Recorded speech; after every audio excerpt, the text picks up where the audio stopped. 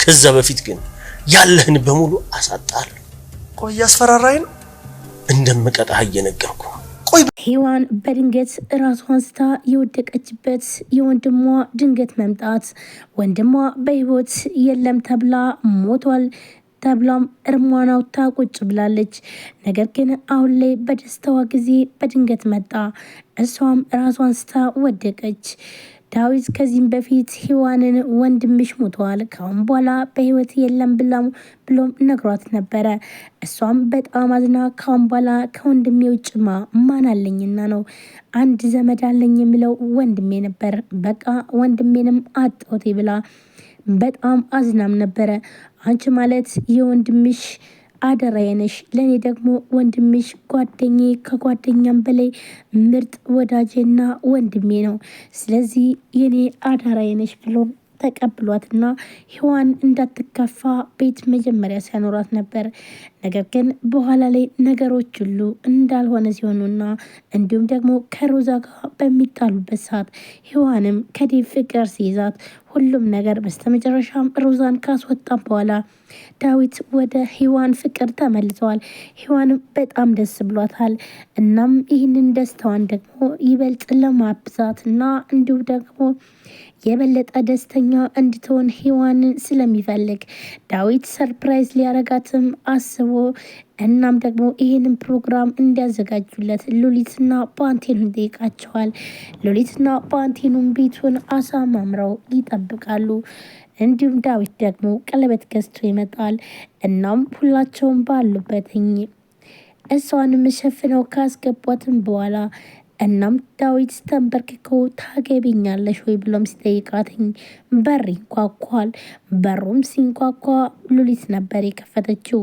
ነገር ግን ደግሞ ሉሊት የማታውቀው ሰው አዲስ ሰው ነበረ። እናም ማን ነው ብላ ስትልም ግን ደግሞ ቀጥታ ነበረ የገባው ወደ ቤት።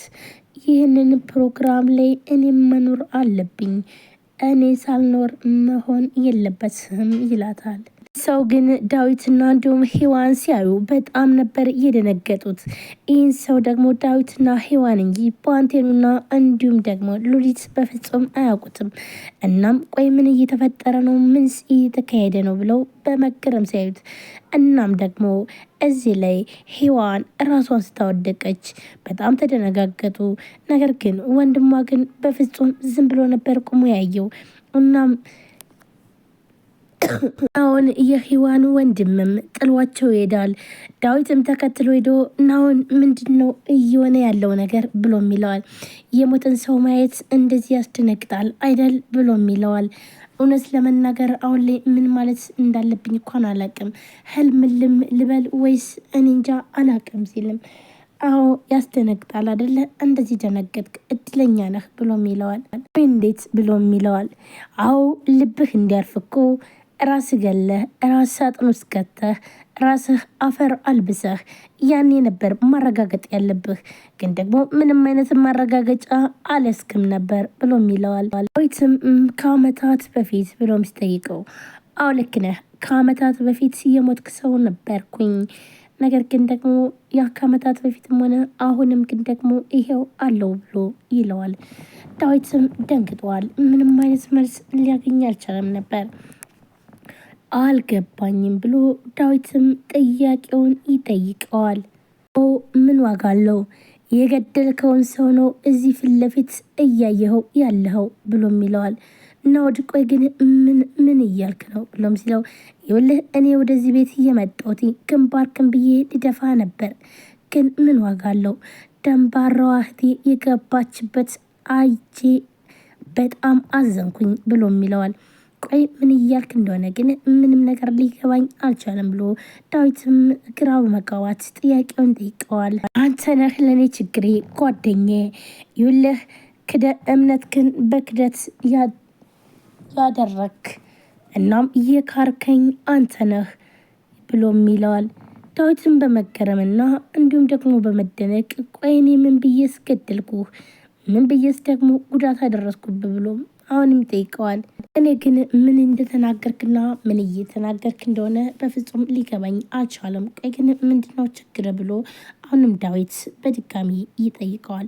አዎ ሊገባህ አይችልም፣ ይህ የሞት መንፈስ ነው ብሎም ሲለው ናኦድ ቆይ ግን ምን እያልክ እንደሆነ ገብተዋል ብሎም አሁንም በድጋሚ ይጠይቀዋል። ናኦድ አዎ ግን ደግሞ እንዴት እንኳን በህይወት እንዳለህ ባላቅም በህይወት መኖርህ ለኔ በጣም ከማንም በላይ እኔ ነኝ ደስተኛ። ግን ያኔ እንኳን እንዴት እንደሆንኩኝ እኔ ነኝ የማውቀው። ለስንት ቀን እንኳን ቤቴ አልገባም ነበረ። አሁን ግን አንተ ሌላ ነገር ትላለህ ብሎም ይህን ነገር ሲነግረው ምክንያቱም ደግሞ ያኔ ሞተዋል ስባል እኔ በጣም ተጎድቼም ነበር ብሎም ይለዋል። አዎ ልክ ልትሆን ትችላለህ፣ ግን ደግሞ ከሀዘንህ ጀርባ ምን እንዳለ ምን ታውቃለህ ብሎም ይለዋል። ዳዊት እንግዲህ ይህን ጥያቄ ሲጠይቀው በጣም ነበር የገረመው።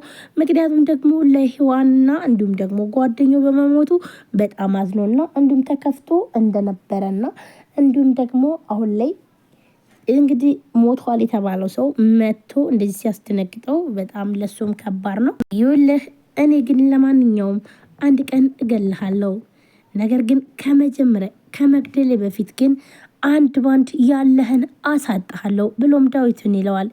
ቆይ እያስፈራራኸኝ ነው ወይ? በምንስ ጥፋቴ ነው ይሄ ሁሉ ቅጣት ለእኔ የሚደርስብኝ? ብሎ ዳዊትም በመገረምና በመደነቅ ይጠይቀዋል። ዳዊት ታስታውሳለህ ገለኛል እኮ ብሎም ይለዋል።